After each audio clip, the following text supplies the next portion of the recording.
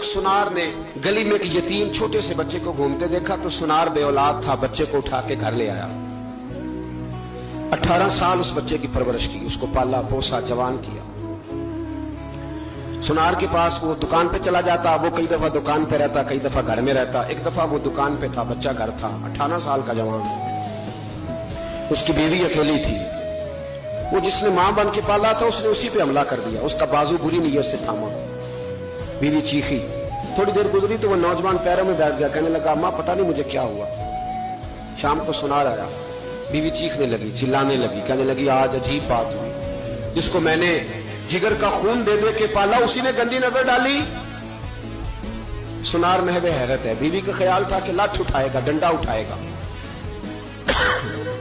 नौजवान को मारेगा, लेकिन वो रोने लग गया। उसने कहा आज उसने मेरा बाजू थामा है, जाने क्या किया है। परेशान होने लग गया, सजदे में गिर गया। कहा तू बताता क्यों नहीं।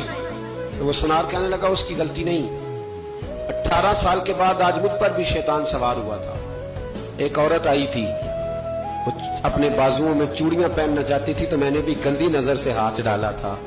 रब करीम ने मुझे फौरन उसकी सजा दी। जिनके घरों में बेटियां होती हैं उनकी नजरें गंदी नहीं होती।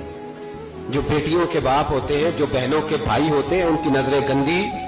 और अगर तू टेलीफोन करता है, तू किसी औरत के साथ ताल्लुक रखता है तो ये बात लिख ले, इमाम फखरुद्दीन राजी 1, अल्लामा इस्माइल हकी 2, मुल्ला जलालुद्दीन रूमी 3, इमाम खाजन 4, इमाम जलालुद्दीन सुयूती 5 हदीस के उस्ताद और मुहद्दिस लिखते हैं कि अगर तू किसी पर गंदी नजर डालेगा तो तेरा घर बच सकता, याद रख नहीं बचेगा।